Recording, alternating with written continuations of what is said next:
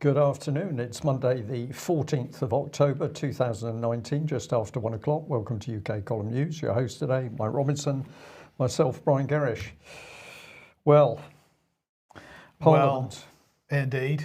Here she is, the state opening of Parliament. And the first thing that we notice is the Queen is once again wearing the wrong hat.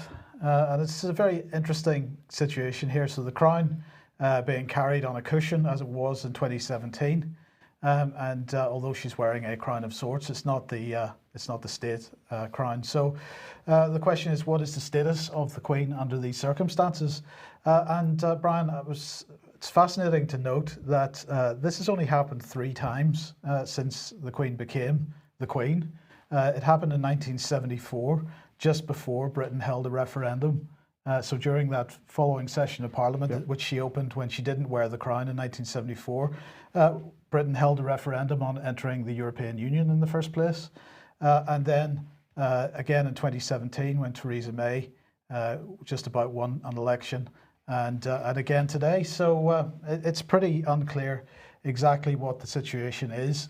As you can see here, the crown sitting on the cushion beside her. And the inference is that if she isn't wearing the crown, I know that she's a very elderly lady now, and I know the crown weighs a lot. So one can say that there could be the case for, I can't wear my crown, it's too heavy, for the whole of the proceedings. But this is ritual, which of course they're normally meticulous on. She's not wearing a crown. Is she speaking for the nation? That's the inference. Well, indeed, and while I take your point, the point I'm making is that the only time that this has happened is when there's been a Parliament which has been particularly involved with the European issue.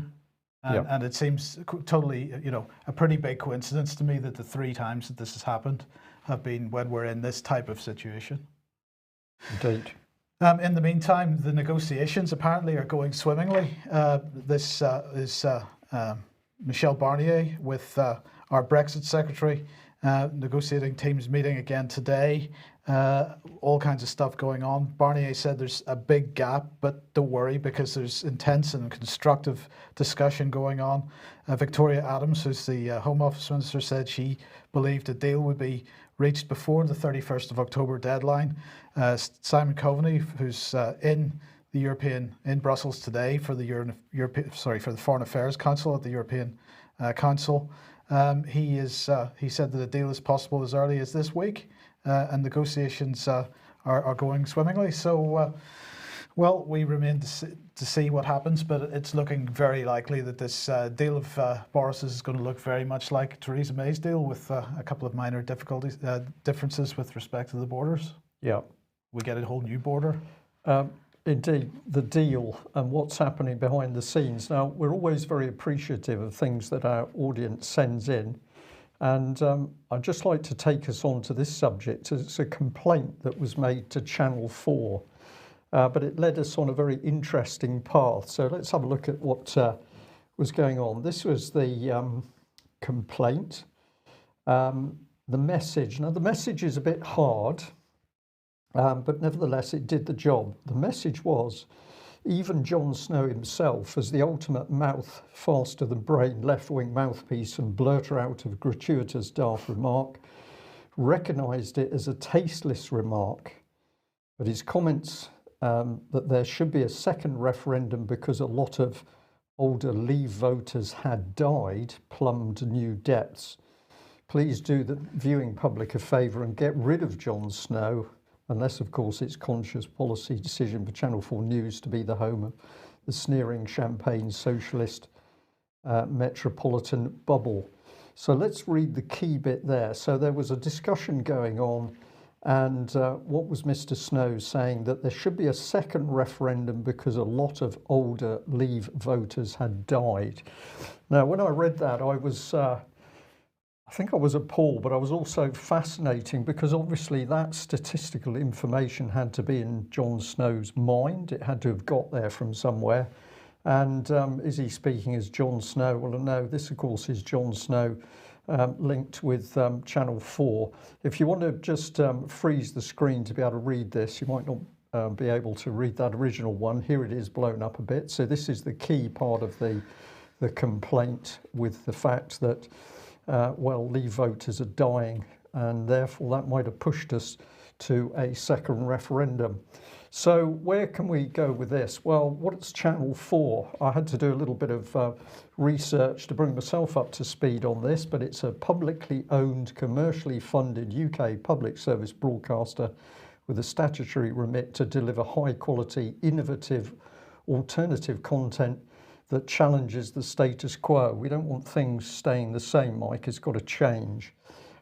So it's a publisher broadcaster. They don't produce their own material. Their big boast is that we pay for other people to produce it, and then we use profit in order to cover the loss-making stuff like news and current affairs. So that's essentially how it works. It says it's a social enterprise model, commercially funded, not-for-profit, Robin Hood system of profit-making genres. What a wonderful expression that is. For factual entertainment, cross-funding loss-making ones like news and current affairs. Now notice it's talking about factual entertainment. That good factual entertainment cross-funds the loss-making stuff. Just hold that in your mind, because we'll come on to that a bit later.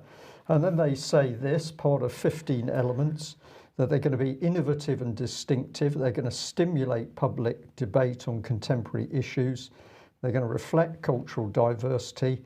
They're going to champion alternative points of view, and they're going to inspire change in people's lives. So you feel happy and confident with that, no doubt, Mike, that Channel 4 is there to change your life, and it's going to stimulate debate wherever it can. So if you go and do a simple internet search, you'll find that here's Channel 4 public service. Here's the chairman, Charles Garassa. The little bit on the right is because their information was spread across 2 pages, and actually when you bring it up on a browser, it actually cuts it in half. But it says that this year saw Channel 4 announce its ambitious strategy to further enhance its contribution to the UK nations and regions.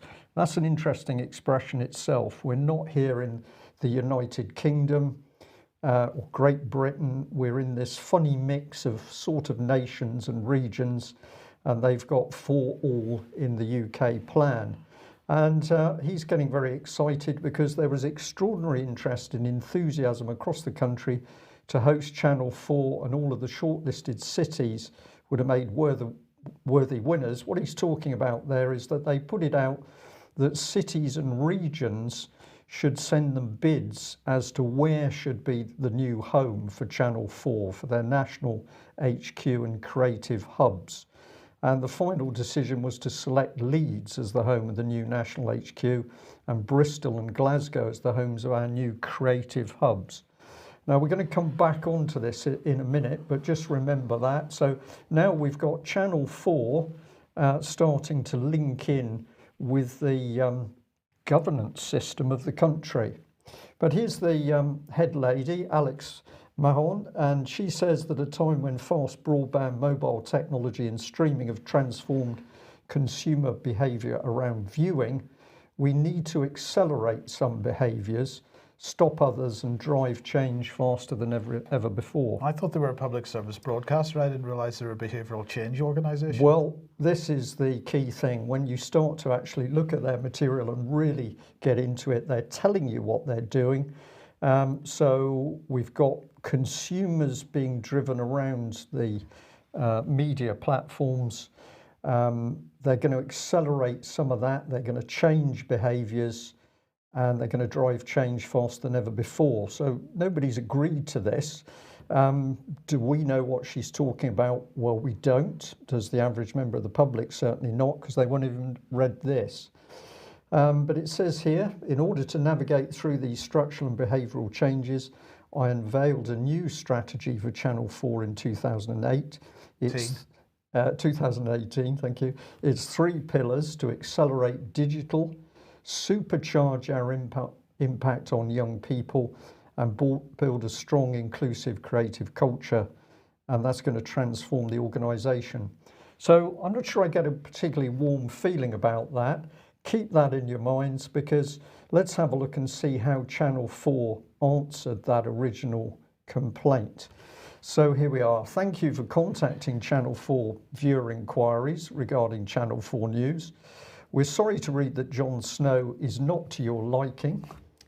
Whilst we appreciate your concerns, the statement was not intended to denigrate older citizens, but was an explanatory, statistically accurate statement of fact, which reflected the changing demographic factors as highlighted in a recent YouGov survey. And here's the key bit. The demographical composition of the country at large suggests the Leave majority is shrinking by around 1,350 per day, or almost 500,000 a year, without anyone changing their vote. This would indicate crossover day, when Remain moves into the lead, would have been January the 19th. But they're talking about dying. So somebody has actually delved into the statistics to see how well the pro-EU vote is going by virtue of the fact that elderly people are dying. And I sense in this, Mike, a very dangerous view that people would be looking at the statistics of death in order to see how the project is doing. Well, that's true. But on the other hand, she says that this is statistical fact. It's not statistical fact at all. It's based on a YouGov survey of 1,000 people. This is complete. So they've taken 1,000 people to see how many of that 1,000 died in the meantime, and they've extrapolated it out. This is complete nonsense. Well, this is true, but the other bit that we know, of course, is that we've been receiving now for at least a year very, very serious information about increases in deaths amongst elderly people within the NHS and the care system. And experienced NHS statisticians are pointing a finger at these statistics and saying we've suddenly got a huge peak in elderly people dying off. And I start to think that if you put these two statistics back to back, we can't perhaps draw an immediate conclusion, but we could say somebody needs to look at what's happening here. But let's come back to this lady and her views. So this is what she said: we need change, but that change is not defined, Mike. We need change. She's not going to say what it's from to. We need to accelerate some behaviours, but we don't say what these behaviours are. Which behaviours are we trying to change, and which ones do we want accelerated? That's not declared. We need to supercharge our impact on young people. Now, why is that? Because the young people are the purse of the future that's going to pay for all of the material that Channel 4 is going out? Or is this still to do with the politics angle of leaving the European Union? And the last one here should come in. Cities and regions across the UK have been invited to bid for our new national HQ and creative hub.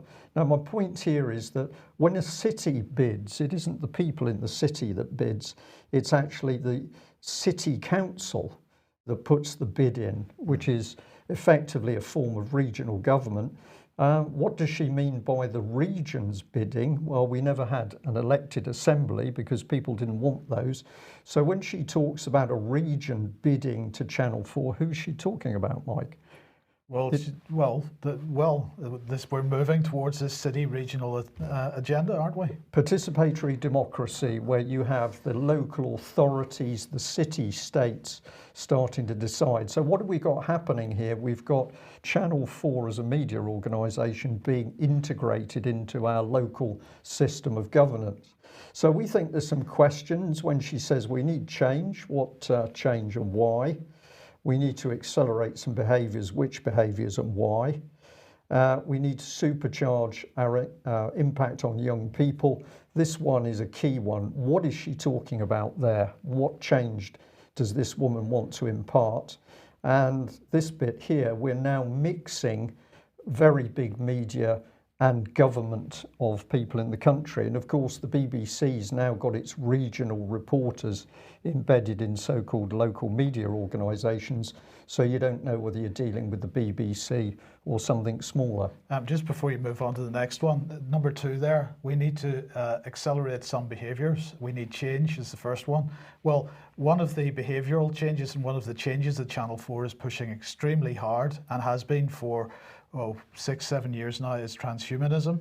It began with a lady called Victoria Modesta, and if you look for her on Channel 4 on YouTube, you'll find some very interesting stuff. Later on this year, they're going to be presenting this young man that was in the mainstream media over the last couple of days, who unfortunately has motor neuron disease, who happens to be a robotics scientist, and he's determined to turn himself into some kind of cyborg, is how he's describing it. But he's being used to promote a political policy agenda here. Yeah. And then this business of what impact on young people and why. Well, if anybody has been watching British television over this past week or so, there's a new advertisement has come on for smart meters, and it's basically young person after young person, Greta Thunberg types, all saying thank you to all the people who have installed smart meters in the last couple of years, because that's going to solve all our global warming problems and all our energy problems. So this is the type of thing that the Channel 4 is pushing as hard as it possibly can. Yeah. Well, I haven't finished with the chief executive yet. Let's just bring up this one. This is the lady. This is how she presents herself on a salary of, would appear, over £900,000 a year. It must be difficult to get by on that amount of money. Tricky. £900,000 a year. So in their material, this is how she presents herself. But if you do a little bit of research, she looks more like this. And if anybody thinks that I'm being particularly unkind here, I'm not, because I think these two pictures tell us quite a lot about this lady. She likes the image of herself in the left-hand one. That's actually 3 years or 2 years later than the one on the right-hand side of your screen. So she's looking very sleek and young there. That's the image she likes to think.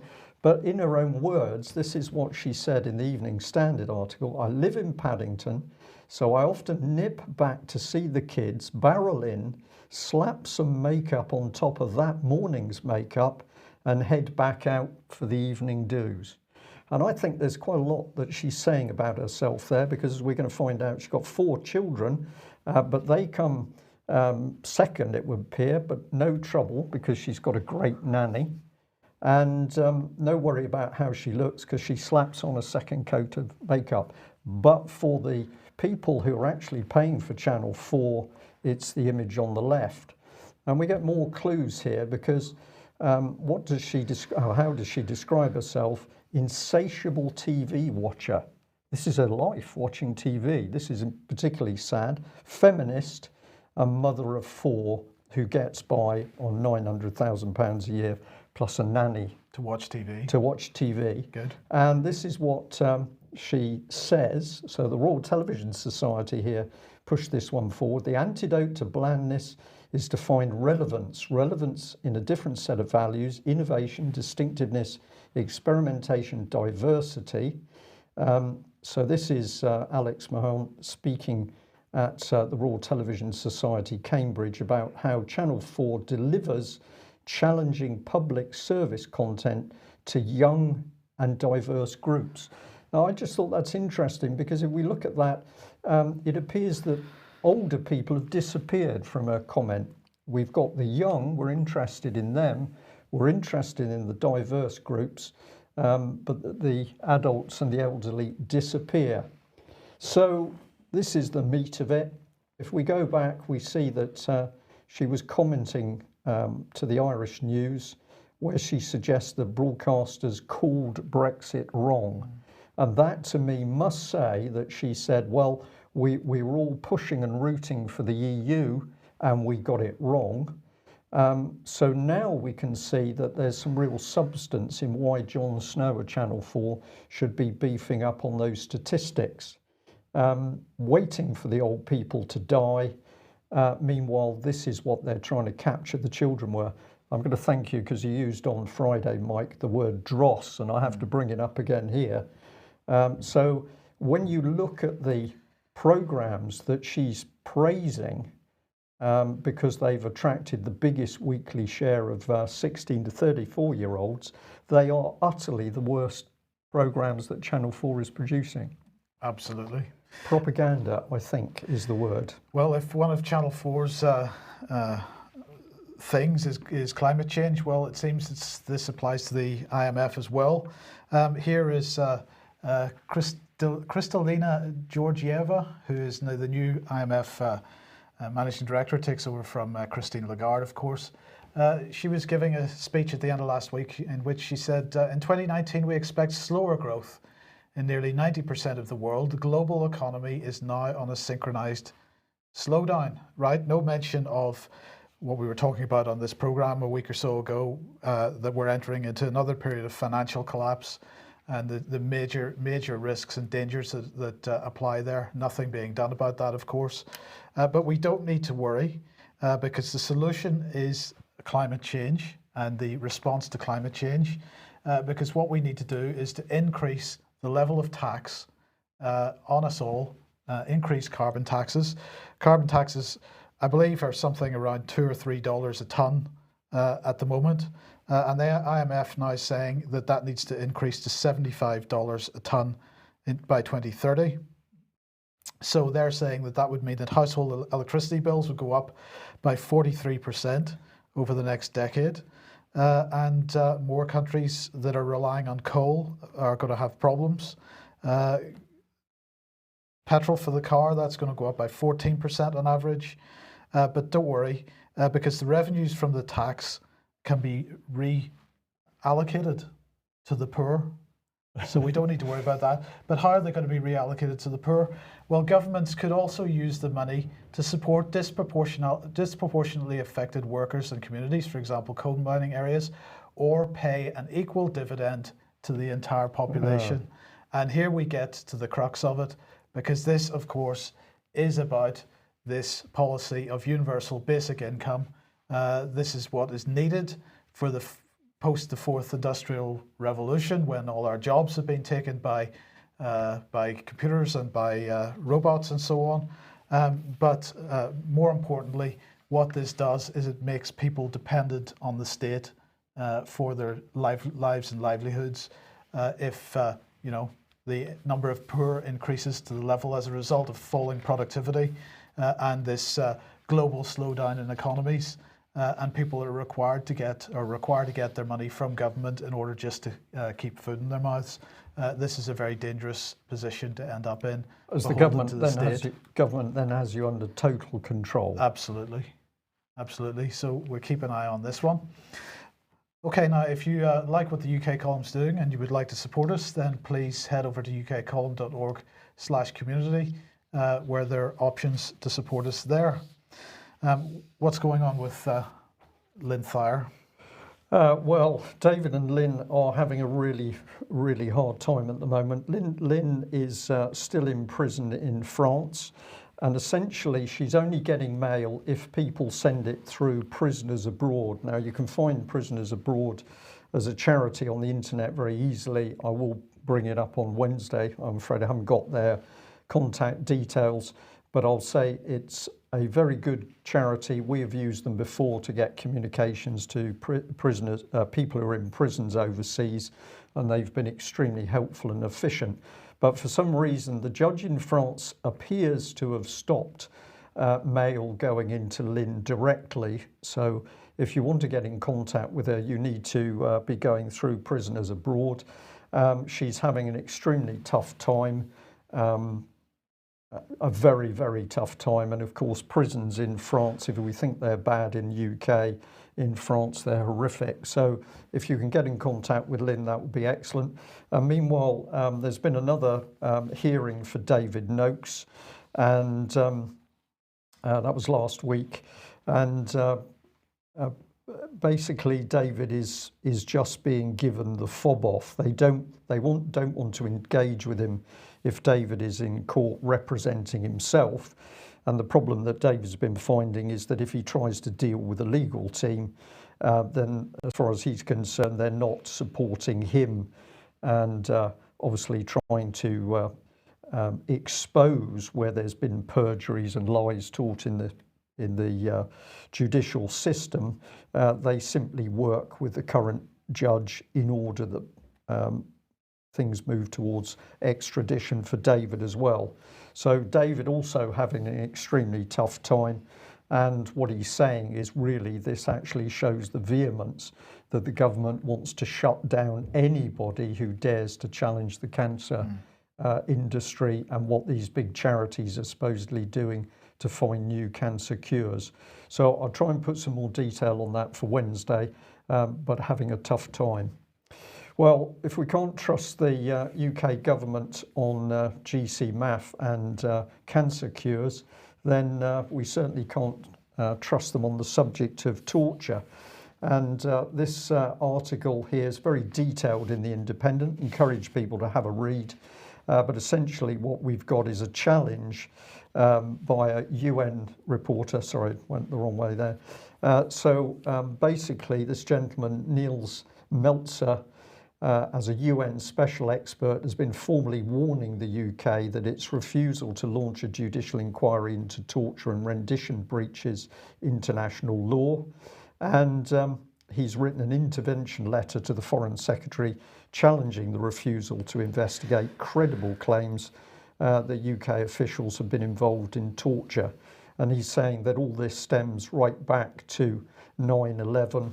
And of course, what are we talking about here? We're talking about the rendition flights, when even at the time there was very, very detailed material in the mainstream press. I've inserted the Guardian here, but pointing out that the UK as a state, UK intelligence services were directly involved in supporting both torture and the rendition of people. So this appears to be something that doesn't want to lie down and go away. But it's very interesting that in the article, this gentleman says, well, of course, one of the people to look at is Theresa May, because she's another one that's blocked access to material showing what the UK government has been doing.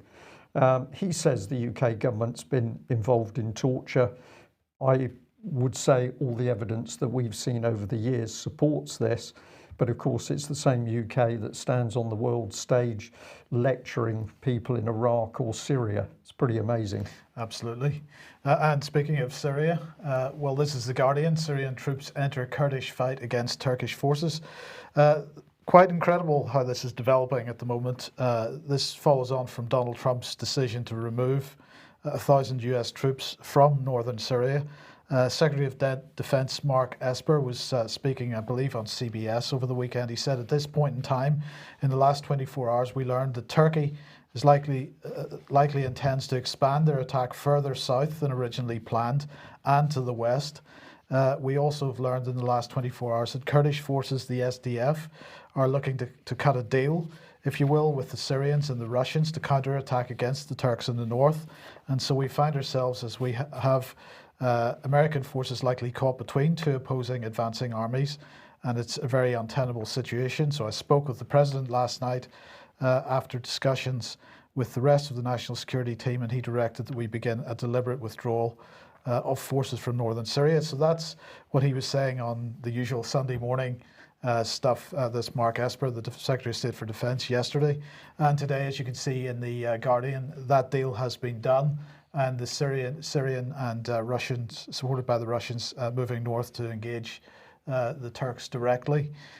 So we have, what do we have here? Well, the Kurdish forces in the northeast of Syria clearly relieved that they're getting support. But what we seem to have now, Brian, is rather than an insurgency, Western-backed insurgency going on within a country, we now have two countries fighting each other directly, two militaries fighting each other directly. That seems like an escalation to me. An escalation, and of course they're pointing a finger at Trump trying to pull out.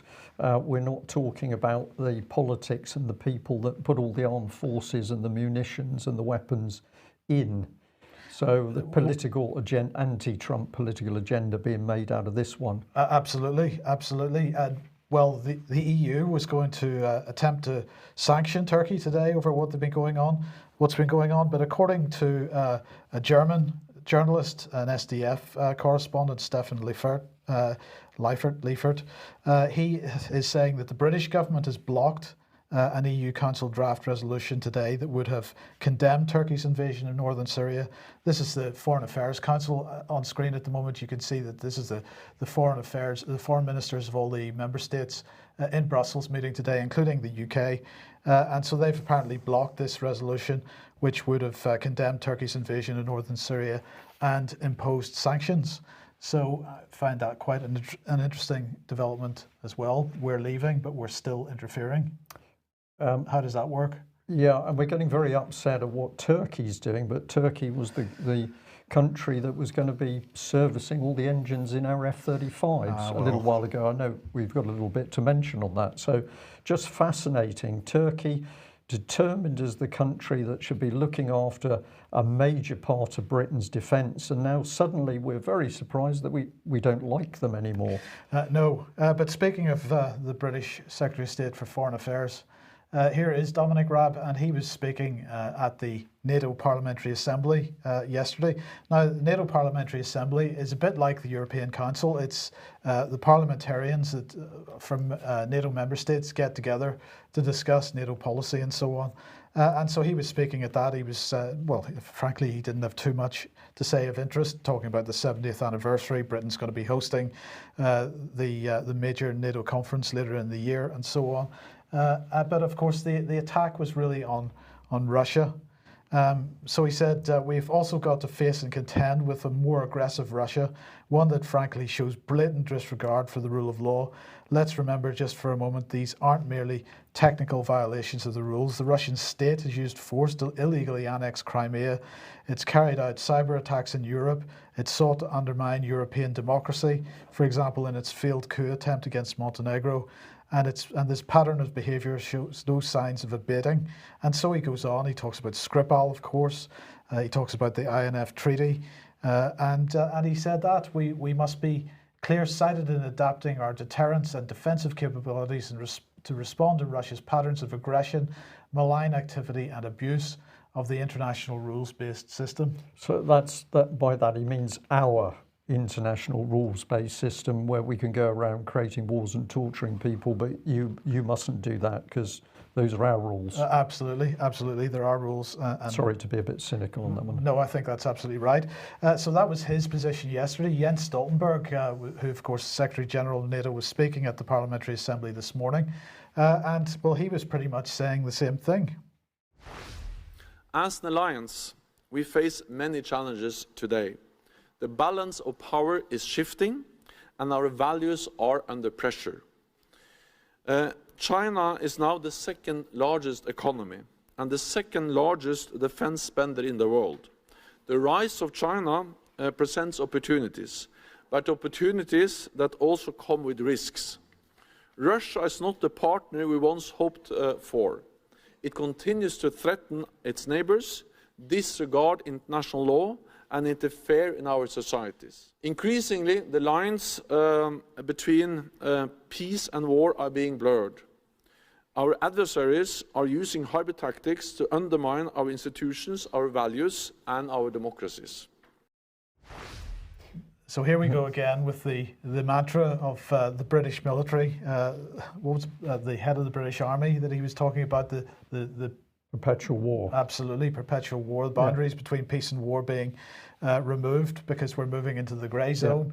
It's all about hybrid warfare and so on. But it's interesting, I thought it was interesting that he's looking at China as being an opportunity because China is now the second largest spending on defence in the world. I wasn't sure whether that was an opportunity for a new enemy, an opportunity. Or arms sales, possibly. Arms sales, possibly. Yeah. But Russia still the focus of the aggression from NATO. Well, that went on because NATO must stand firm on Russia, boost support for Ukraine, parliamentarians warn. So they were banging this drum as well, aside from the keynote speeches by Jens Stoltenberg and Dominic Raab. And well, the European Union in parallel getting involved in this too, because they have renewed sanctions against Russia once again. So Russia continuing to be the target of rhetoric and aggressive expansionism by both the EU and NATO. Yeah, and the Conservative Party, of course, continuing to take money from Russians. They're quite happy with that. I have to bring that in because this has been in the press over the last few days. That just don't forget that the Conservative Party never gave all the Russian oligarch money back, and they're very happy to take it. So they're the right kind of Russians. They're the right kind of Russians. Yeah. Now, let's not forget that in February this year at the Munich Security Conference, Ursula von der Leyen had this to say. I was talking about Africa. This is not a typical place for NATO. We're very committed to NATO in other places, but Africa is a place where we need to be able to act as Europeans. Now, of course, when she said that, she was the Defense Secretary of Germany. Now she is the European Commission President-elect, only a few days away from becoming European Commission President. This is what she thinks. The target for her is Africa. She wants EU influence in Africa, EU expanding south as well as east. But this is quite an interesting development because NATO has now decided that it's interested in Africa. So von der Leyen making it quite clear that Africa is not a typical place for NATO, that your EU is committed to NATO, but Africa needs to be somewhere where Europeans act as Europeans. But lawmakers, according to the Parliamentary Assembly, press for closer NATO security cooperation with Africa. NATO seems to be pushing back a little bit on this policy. They want to get involved in sub-Saharan Africa as well, clearly beginning to see it as an area of major strategic importance. Yeah, extraordinary times, I think, is what we need to say here to watch this lot unfold, the games on the international stage. Well, extraordinary times indeed, because unbelievably, 2 F-35s have now visited the HMS Queen Elizabeth off the east coast of the United States. Apparently, this is spectacularly good news, Brian, and some nice images there to see them. So they've landed successfully on the deck of the ship. Apparently, they have been crewed by Royal Navy and Royal Air Force personnel. Well, that's a positive step forward then, that they're not the American Marines version. Ben Wallace said this is another step towards the UK's carrier strike capability becoming fully operational. Yes, as in no, because we know that we haven't got the ships to do that, and we haven't got them because, of course, we've had these massive defence cuts in order to ease us into EU defence union. Those carriers were supposed to be central to a European combined naval force. That's what they thought they were going to be able to do, and that hasn't come to fruition. So these ships at the moment, complete white elephants. Well, not yet, but the combined European force is developing nicely, and as we mentioned last week, with the exercise Griffin Strike taking place under the guise of a NATO mission, but this is a separate parallel exercise taking place of the Combined Joint Expeditionary Force, and they were producing some images, pushing them out on Twitter today, of them taking part in their exercises, because remember, this is the British-French Combined Joint Expeditionary Force, which was created following the Lancaster House Treaties, which were signed by David Cameron in 2010 at Lancaster House, and put us into a 50-year defence pact with the French, a bilateral agreement which forms one of the pillars of EU defence union. And of course, not discussed in Westminster, not discussed with the British public at all. And I'll just end by saying we are at the moment highly critical of things going on inside Britain's military, and that no way detracts from the service of men and women who are there today, but we feel it's our job to be warning what is really taking place around those serving personnel, because unless they understand why they haven't got the equipment, why they're being put at risk, why these wars are being whipped up for them to die, and it won't be Britain's politicians. Unless we do it and warn people, nobody else is doing it. but we respect those serving.